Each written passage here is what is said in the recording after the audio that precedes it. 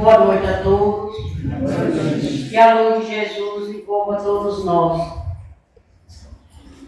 Hoje, né? Temos o Evangelho musical que aquece muito a nossa alma, né? Nesse dia, todos os dias, mas hoje eu quero agradecer em nome da casa todas as doações que a gente tem recebido para os nossos assistidos. E estamos também já recebendo doações para aquela senhora, né, que foi abandonada com as 3 crianças, graças a Deus, né? E temos vocês que sempre estão nos ajudando a ajudar os nossos assistidos. Gratidão a todos. E agora vamos levando o nosso pensamento ao alto, agradecendo ao Mestre Jesus por mais essa oportunidade de estarmos aqui, todos juntos, para mais esse trabalho dessa noite, que é o trabalho de cura e o passe, pedindo licença ao mentor da casa e a espiritualidade de luz, para começar a oração que o nosso Mestre Jesus nos ensinou. Pai nosso que estais nos céus, santificado seja o vosso nome. Venha a nós o vosso reino, seja feita a vossa vontade, assim na terra como nos céus. O pão nosso de cada dia nos dai hoje, perdoai as nossas ofensas, assim como nós perdoamos a quem nos tem ofendido. E não nos deixeis cair em tentações, mas livrai-nos de todos os males. E assim seja, graças a Deus. E agora nosso irmão Viviane vai fazer a preleção dessa noite. Vamos começar com uma música.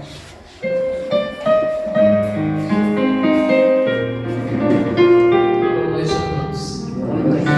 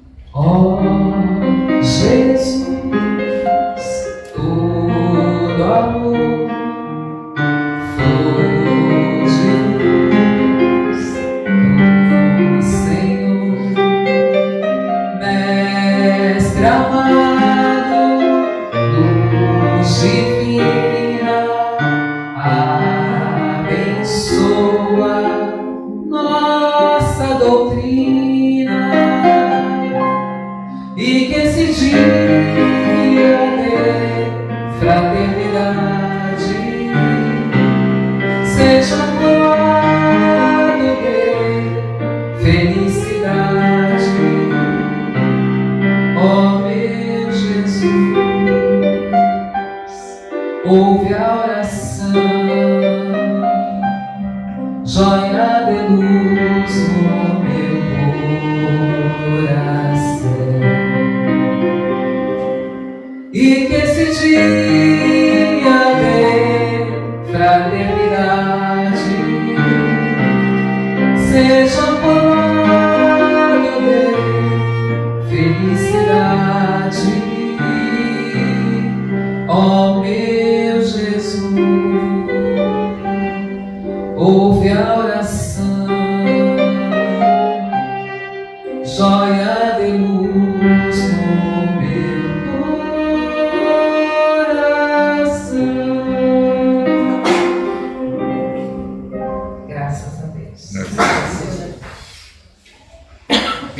Muito obrigado novamente pelo sempre convite, pela essa reflexão da Casa do Caminho, sempre nos proporcionando fazer o nosso trabalho com muita humildade, porque nós somos os instrumentinhos, né? Vamos sempre aprendendo que essa voz é um empréstimo, os nossos talentos são empréstimos, e talentos nós vamos levando para aquele que vamos oferecendo, mas primeiramente nos lembrarmos da humildade, sempre nos colocarmos, né, nessa questão de sair do nosso eu para que o Evangelho de Jesus brilhe. Então nós não somos cantores, não somos profissionais, nós somos trabalhadores do Cristo neste momento dentro da casa espírita. Não sei porquê, mas hoje me veio essa intuição de dizer isso. Isso é engraçado que sempre quando eu venho para cá, vou falar, eu venho com um propósito de Evangelho. Entro ali, os mentores ali da Casa do Caminho, mas o Viviane tem que falar isso. Eu falo, gente, calma, senão eu vou ter que mudar todo o roteiro. Mas é bom a gente sentir isso, porque percebe que a conexão da casa, né, é com o meu mentor individual e com o grupo individual. Então isso é muito bom. E mais uma coisa importante para a gente lembrar: nós não somos de casa, nós somos de causa. A casa é só um templo que nós estamos aqui fazendo a nossa palestra, colocando as nossas músicas, mas nós somos trabalhadores do Cristo. Então não importa o local, não importa a casa, nós estamos aqui sempre com esse amor, como você disse, nos prontificando a fazer o nosso Evangelho. E hoje eu peguei uma frase bem curta e ela vai ser o símbolo da nossa conversa. Não desista. Não desista nunca. Independente da tua dificuldade, independente da tua dor, da tua mazela, seja ela física, seja ela espiritual, independente da problemática, porque todo mundo que está aqui tem problema, isso não é novidade para ninguém, inclusive eu, e é por isso que estou aqui. Eu não desisto e eu gostaria que vocês pensassem nessa possibilidade, a partir desse Evangelho também, a colocar esse foco na vida de vocês. Porque a gente fala que não vai desistir, mas é um grande desafio.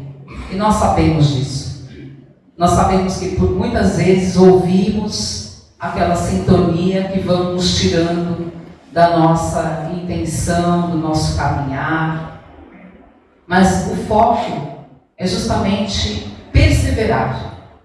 Não desistir. E lá do livro Sinal Verde, nós vamos buscar uma lição de André Luiz, Francisco Cândido Xavier. É um livro fininho, viu, gente? Mas ele é um livro maravilhoso. E é bom que a gente está sempre retomando as lições de André Luiz, porque ele vem, lá no índice do livro, ele vem dizer que nós todos temos necessidade de paz. Todos nós temos necessidade de paz íntima, uma paz que vai patrocinando a nossa segurança para viver. Mas, às vezes, nós estamos tão absorvidos com os nossos problemas, como uma ostra fechada, que nós não olhamos para o lado e não buscamos uma orientação, não buscamos uma conversa, não buscamos uma casa espírita, que fala da casa, porque estamos aqui na casa. Mas vamos buscar uma igreja evangélica, seja lá o que for. Estamos tão fechados com as nossas dores que esquecemos de buscar ajuda. E aí é onde nós precisamos ter a humildade de saber, não, eu estou precisando, eu preciso buscar, eu preciso do socorro. E todos nós precisamos. Sem o socorro, nós entramos naquela tendência a desistir. E ele fala, voltando no livro, que nós, muitas vezes, desconhecemos e vivemos no mar de ondas. O mar de ondas, vamos pensar nas ondas do mar, que vão e que voltam. Que vão e que voltam. Essas ondas são as ondas que vão como os nossos pensamentos, que irradiam tanto para os encarnados, de mim para vocês, como também de mim para os desencarnados, e reflete em mim o pensamento deles. Por isso que em benefício de nós mesmos precisamos estar vigilantes com os nossos pensamentos. Aquela famosa frase, até piegas, né? Mas é orar e vigiar. Orar e vigiar para que não entremos nessa tentação de desistir, de desestimular, porque por vezes um encarnado ou desencarnado, através dessas ondas, sintonizam com o meu pensamento, que eu estou doente, eu estou mal, eu não estou muito bem, então eu vou sintonizar com aquele que está pensando da mesma maneira que eu, e aí eu vou sucumbir. Olha só que interessante. E queiramos ou não, gostando ou não, consciente ou inconscientemente, todos nós passamos por isso. Todos nós estamos aqui domiciliados temporariamente nesse planeta, que é de provas, expiação, uma regeneração, e nas nossas vivências nós vamos ter sim as nossas dificuldades, todos nós. E por vezes nós caímos nessa tentação e abrimos umas brechas enormes, e aí nós sintonizamos, e aí depois ficamos pensando, eu vou desistir. Eu estou indo lá na casa espírita, não está acontecendo nada. Eu estou indo lá no trabalho, estou passando pela maca, estou passando pelo tratamento, faço entrevista, mas eu ainda estou mal, porque eu ainda não aprendi a me libertar dessas ideias, que são os convites, são ideias nocivas, ideias com intenção, as ideias invasoras, que vem na nossa mente, nós somos afetados e aí ficamos alimentando, e por isso que nós temos esse papel aqui na Casa Espírita, esse papel de ajudar, porque ajudando a gente se ajuda, a equilibrar esses nossos irmãos que chegam na Casa Espírita. Muitos com tendências suicidas, muitos com tendências pessimistas, negativas, aquelas pessoas que se abandonam, que não querem mais viver, que não querem mais confraternizar, que não querem mais sorrir, que não veem alegria de ligar uma música, de ouvir uma música, de não ver alegria com aquela parentela. Então são aquelas ideias invasoras que vão nos alimentando, e aí nós entramos naquela sintonia que fica muito mais desafiante viver. E por isso que nós estamos aqui, para que nós aprendamos a sair dessa sintonia de vez por todas, porque não é um tempo que nós estamos na Casa Espírita que vai fazer essa mudança, e sim a nossa perseverança no trabalho do bem. Muitas das pessoas que nós conversamos pelo mundo se sentem infelizes. A grande maioria das pessoas se sentem infelizes. Então, o grande papel da Casa Espírita é dar essa assistência, dar esse socorro, tem as conversas fraternas, o diálogo fraterno, onde se faz o encaminhamento, onde a pessoa abre o coração, onde ela vai contar dos seus problemas que ela passa na casa dela, que ela passa no trabalho, que ela passa com o filho. E aí vem esse Evangelho, vem o Evangelho que nos dá a sustentação de como lidar com esses desafios, de uma maneira mais equilibrada, sem desistir. Se convida a Casa Espírita às boas leituras, ao Evangelho no lar, se convida a fazer o tratamento, mas convida também que a pessoa se ajude, porque o Evangelho fala, ajuda-te que o céu te ajudará. Então nós precisamos nos ajudar. E esse nos ajudar principia de distanciar dessa ideia de desistir. Para que você está indo lá na Casa Espírita? Por que você vai? Mas a sua vida está cheia de problema? fosse você, eu não ia, não. Vamos lá fazer uma atividade, uma coisa mais gostosa, mais prazerosa. E aí nós vamos nos deixando levar por essas questões e vamos nos afastando desse convite do Cristo, que é para o nosso próprio benefício. Lembrando que, além da casa espírita, foi falado aqui na prece, a questão do apoio fora, externo, porque muitas vezes a pessoa está com um problema tão sério, que ela precisa sim de uma terapia, ela precisa de uma psiquiatria, do psicólogo. Então a casa espírita não te isenta de procurar outros atributos para que você possa se conduzir a não desistir. Vamos observar, nós termos uma tristeza, todo mundo fica triste, é comum. Fiquei triste porque aconteceu um fato na minha vida, então eu estou triste, estou aborrecido. Mas a questão da desistência é justamente quando nós alimentamos essa ideia que passa de ser tristeza, uma melancolia, até nos gerar aquela tendência a desistir da vida. Desistir de tudo e até mesmo chegar no suicídio. E isso são fatos que acontecem. São fatos que não deveriam ser comuns, mas são. Então, preciso de apoio, preciso de socorro. Vamos ter humildade de buscar esse consolo, porque a casa espírita está aberta. As portas estão abertas. E nós precisamos, voltando lá no começo da nossa conversa, ter humildade de chegar para uma dirigente espiritual, para o presidente da casa, para alguém que tenha lá a sua colaboração mais ávida dentro da casa. Olha, eu sou trabalhador há 50 anos, mas eu estou passando pelo problema. Eu preciso ter a humildade de falar de mim,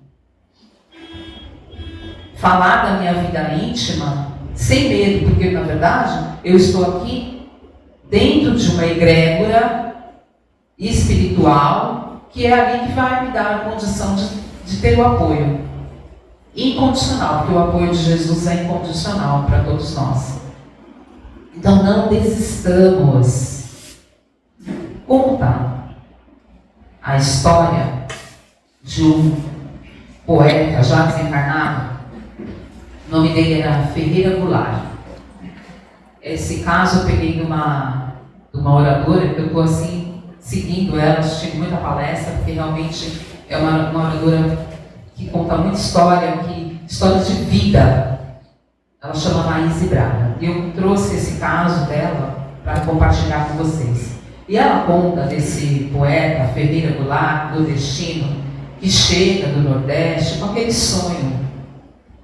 Chega no Rio de Janeiro, sem quase dinheiro no bolso, mas com aquele sonho de ser um poeta famoso, que as pessoas iam ler o seu livro, ler as suas poesias. Então ele queria divulgar o trabalho dele, só que sem dinheiro. Vai morar então num lugar pequeno, num cortiço, como ela mesma diz, dividindo aquele local com mais duas pessoas bem parecidas com ele, naquele andamento de dificuldade. E lutando muito para ter o seu trabalho reconhecido. E o tempo foi passando, o dinheiro foi acabando. Eles começaram a passar fome. E ele começou, sozinho, nos seus pensamentos, a alimentar a ideia de que a vida não valia a pena. Então ele começou a perder a vontade de viver, perder a esperança, tamanhas problemáticas que ele estava vivendo naquele quartinho, junto àqueles homens, todos com aquela dificuldade similares a ele. E ele começou a alimentar a ideia suicida e começou a pensar: como eu vim parar nesse par de erro? O que é que eu estou fazendo aqui? Ninguém nunca vai ler minhas poesias. Eu não vou conseguir vencer. A minha vida não vale mais a pena. E um dia ele chegou à casa dele, sozinho, sentou-se e falou: hoje eu vou dar fim à minha tristeza. Mas como será que eu vou fazer para tirar a minha vida? Como eu vou me matar? Pensava o poeta. E quando ele pensava, sentia um cheirinho no ambiente, um cheiro gostoso. Como ele estava com muita fome, ele falou: de onde vem esse cheiro? Então ele foi procurar nos cantos ali da casa, de onde vinha aquele cheirinho. Ele encontrou um pacote cheio de pastéis quentinhos. Algum amigo tinha deixado escondido e ele encontrou o pastel. Aí ele pensou: esses pastéis devem estar uma delícia. Ele abriu o pacote e viu que os pastéis eram recheados de banana. Por isso aquele cheiro que invadiu o ambiente. Ele pensou: eu vou morrer mesmo, né? O que eu faço? Pelo menos vou comer um pastel. Tinham 6 pastéis dentro do pacote. Já que eu vou morrer, vou me matar, ninguém vai poder me cobrar, então eu vou comer pelo menos um pastelzinho. Comeu o primeiro, estava muito bom. Comeu o segundo, não contente, comeu o terceiro, comeu o quarto, o quinto e o sexto. E aí, quando ele acabou de comer, ele já estava mais satisfeito. E aquela ideia suicida já tinha sido afastada do pensamento dele. Então ele conta mais à frente que os pastéisinhos salvaram a sua vida. Aqueles pastéis de banana que ele encontrou naquele dia, naquele padroeiro, naquele local, onde pôde sanar a sua fome, saciar a sua fome, e os pastéis de banana deram a continuidade para que ele seguisse a sua vida, para que ele continuasse a escrever. Quem dera se para nós, com as nossas ideias de existência da vida, nós não encontrássemos, né? Um pacote cheio de pastéis, pode ser de banana, ou se não, quem gosta de frango assado, uma lasanha, para que a gente pudesse mudar o nosso foco, a nossa ideia, nos alimentando, não daquelas ideias nocivas de desistir da vida, e sim nos alimentando do sabor da vida, porque a vida é bela. Nós precisamos mudar o nosso foco, mudar essas ideias nocivas. Quando elas chegarem, quando elas se aproximarem de nós, nós vamos nos colocar na condição de orar e vigiar, e não desistir, erguer a cabeça, buscar o remédio dentro de uma orientação, como eu já disse, ajudando-te, que o céu te ajudará. Mas para que eu seja ajudado, eu preciso mover as minhas pernas. Eu preciso fazer um esforço. E eu preciso ter também, como foi falado no começo, aquela palavrinha famosa, resignação. Entender que eu estou neste mundo de prova, expiação, e não estou aqui a passeio, então eu preciso estar resignado, atento ao que eu falo, às minhas conversações, ao que eu mentalizo. Por isso, nós convidamos sempre a prece, o valor da prece.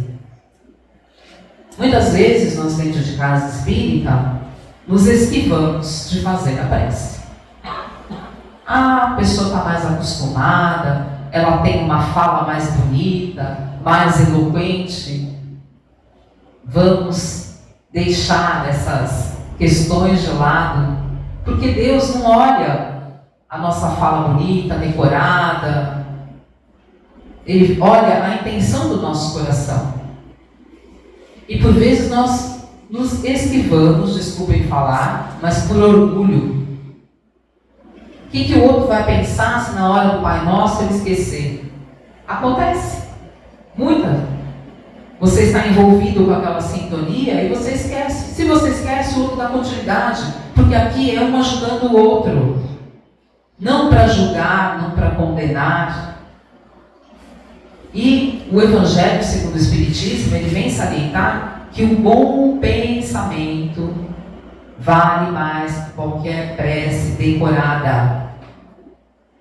Então, o valor da prece, quando nós estamos aqui nessa sintonia de clamar, que é a música, você está louvando, você pode pedir, você pode agradecer, você pode pedir a inspiração, você pode pedir para que a egrégora da casa espírita te apoie nos trabalhos que você tem que fazer, pedir para que a egrégora da casa espírita te ajude com aquele irmão que é um irmão desafiante para você lidar na casa espírita, para que Jesus nos inspire a aprender, a tolerar, a perdoar, porque a gente fala que sabe, mas a gente não sabe.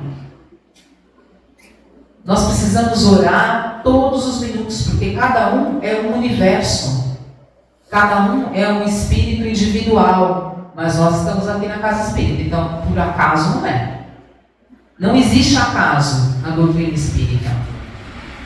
Então a prece, ela, como nos diz o Evangelho, não é atendida pela quantidade de palavras, e sim pela sinceridade do vosso coração. Então, quando nós estivermos dentro de um trabalho ativo na casa, fulano, faz a prece com prazer, com amor, porque a prece não é para os outros. A prece é uma conversa sua para com o Criador. E com o Criador nós não devemos nos envergonhar, porque Ele sabe da nossa necessidade e sabe do que nós precisamos. Mas, mesmo assim, é a nossa ligação com Ele. Fechar os olhos, sintonizar, isso também tem relação com a humildade. Tem uma história de Chico também bem interessante, dá tempo, dessa questão da prece que muda as vidas. O valor da prece nas nossas vidas, ele fala. É do livro Lindos Casos de Chico Xavier. E ele fala que no início das tarefas de Chico Xavier, antes dele ir para Uberaba, no início lá em Pedro Leopoldo, em meados de 1928. Faz tempo. O médium, ele atendia no início das atividades o que nós fazemos aqui, o Evangelho, as preces, e ele estava lá no seu trabalho, quando aquele dia foi um dia incomum, que umas pessoas vieram procurar, pedindo socorro, pelo homem que havia sido acidentado. O homem era um mendigo que tinha deficiência visual. Então eles entraram lá, gritando pelo Chico, pedindo para que ele ajudasse a apoiar aquele homem que estava sendo guiado, o pobre homem cego, o senhor, sendo guiado por um homem embriagado, despencou do viaduto chamado Central do Brasil, lá na época, era o nome do viaduto, de uma altura de 4 metros. Quando ele caiu, o guia, que estava embriagado, sumiu, deixou o homem lá. Então imagine, o homem caiu da altura de 4 metros, cego, abandonado e com certeza muito machucado. O estrago foi grande. Então chegaram a Chico perguntando se não haveria uma possibilidade de dar um apoio. Claro que Chico, sem pestanejar, foi atender o caso. Trouxe o homem para dentro da casa espírita e, vendo que a situação era uma situação muito grave, falou: eu vou alugar um quartinho e vou deixar esse homem aos meus cuidados pelo período que ele necessitar de tratamento. Durante a noite eu cuido desse homem, mas durante o dia eu preciso de alguém, porque os ferimentos eram muito graves. Então ele precisava de alguém que fizesse a vigília durante o dia, porque ele trabalhava. Então o que ele fez? Ele orou a Deus, rogou uma intuição para que alguém pudesse ajudar. Ele ainda colocou, não precisa ser espírita, não precisa ter religião, pode ser até ateu. Eu quero uma pessoa de boa vontade para cuidar desse homem enquanto eu trabalho, para cuidar dos seus ferimentos, para fazer a vigília. Então Chico ora, roga a Deus e a intuição vem. Então tinha um jornal local na cidade e ele colocou lá que ele precisava de uma pessoa para ajudar o doente, o homem cego que tinha caído e se machucado muito. E colocou lá no jornal local da cidade. O tempo passa uma semana, passa 2, passa 3. Nem o pessoal da casa espírita trabalhador se ofereceu. Olha aí. Mas, eis que, depois de algumas semanas, 2 mulheres muito conhecidas na cidade, porque eram meretrizes, se apresentaram ao trabalho. Então elas disseram: Chico, nós não sabemos se nós servimos para o trabalho, mas nós queremos ajudar.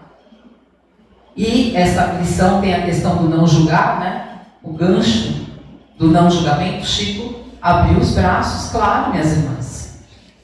Deus há de orientar vocês no trabalho, vocês vão ajudar essa pessoa, e Jesus, nosso irmão maior, há de abençoá-las. E assim elas começaram o trabalho com aquele homem cego, muito ferido, muito machucado. Começaram a fazer o evangelho junto a ele. Começaram a fazer as orações diárias. Começaram a aprender a lidar a compaixão, a caridade, porque lidar com a pessoa doente não é fácil. E o tempo foi passando, elas foram se afeiçoando àquele homem, e quando chegou o momento que ele ficou curado, na despedida, eles se uniram para fazer a última oração, agradecendo pela recuperação, e todos eles choraram muito emocionados. E depois elas chegaram para Chico e disseram: Chico, a oração e o evangelho mudou as nossas vidas. Nós decidimos que vamos sair dessa cidade pequena, vamos mudar para uma cidade maior, onde ninguém nos conhece, para começar uma nova vida. Chico ficou sabendo que uma delas se tornou costureira e a outra enfermeira até o final dos vossos dias. Olha que história bonita. Eu achei essa história maravilhosa, fantástica. Primeiro, a oração, o poder de mudar as nossas vidas. E às vezes a gente desconfia, como a gente é desconfiado. Fica esperando que a resposta venha no momento e o tempo de Deus é outro. E uma outra coisa interessante é a questão do julgamento. Todos nós dentro da casa espírita não temos insígnia, não temos, mérito de nada, credencial. Então não devemos julgar ninguém que entra dentro da casa espírita, porque todos aqui estamos no mesmo barco. E junto a eles, com esses corações, às vezes aquele mais humilde é o que tem a luz, a luz que mais brilha. E nós às vezes estamos julgando, condenando aquele nosso irmãozinho que chega, às vezes meio sujinho, com a roupa rota, rasgada. E olha aqui, quando a gente volta nessas histórias de Chico Xavier, nós vemos o quanto temos ainda que aprender. O quanto temos que aprender, principalmente nessa conscientização de trabalho de casa espírita. Porque nós não temos mérito nenhum, e sim demérito. Nós não temos cargos, nós temos encargos. Mas como uma hierarquia dentro de casa espírita, nós devemos seguir uma legislação, devemos seguir umas regras que vêm sobre a orientação da doutrina espírita. E às vezes nós somos tão orgulhosos, tão vaidosos, que quando o fulano fala, olha, hoje você vai ficar na prece, você vai fazer uma sustentação. Ah, mas eu sou médium. Médium, sou médium de corporação. Então eu tenho que trabalhar. Então precisamos olhar essa nossa condição, vigiar essa nossa condição de orgulho, de vaidade, nos colocarmos sempre naquela condição de prece. Porque quando nos colocamos na condição de prece, a espiritualidade se aproxima, nos ajuda, a gente não está vendo. E quando nós estamos na contramão, a outra parte também se aproxima. E nós não estamos vendo, graças a Deus. E é essa condição que nos faz desistir. Voltando à questão da desistência.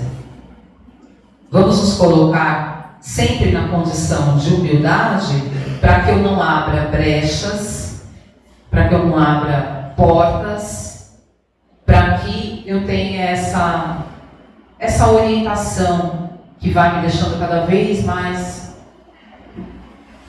paralelo, né? Ao mundo terra, a materialidade. A casa espírita, ela tem o convite de nos elevar não é orgulho, vaidade, não, nos elevar em espírito. Por isso a orientação da prece. Pedi e obtereis, buscai e achareis. Sempre nos elevando, sempre pedindo para que a justiça de Deus, que é perfeita, seja feita.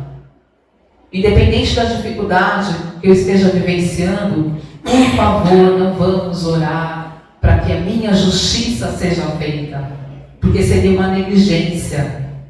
Eu orar para Deus, um contrassenso. Eu orar para Deus, vou orar, mas eu sei que vai ser feita a minha vontade, a minha justiça. O outro há de pagar pelo que ele me fez. E aí nós estamos naquela época de Moisés, do olho por olho, e já saímos dessa época de Moisés. Então vamos nos colocar sempre nessa condição de vigiar, de orar, e principalmente não desistir. Não desistam da casa espírita, porque a casa espírita, os amigos espirituais, trabalham efusivamente por nós, o tempo todo. Eles não têm férias, eles não dormem, eles não têm carnaval, eles não têm Natal, Ano Novo. Os amigos espirituais estão trabalhando. Só que se eu sair da minha condição de orar e vigiar, eu vou sucumbir à tentação. E aí eu entro na desistência. Muito obrigado a todos pela atenção. Nós vamos fazer a nossa música, agradecendo a Deus nosso Pai e a Jesus nosso irmão por mais essa oportunidade. Deus nos abençoe. Graças a Deus.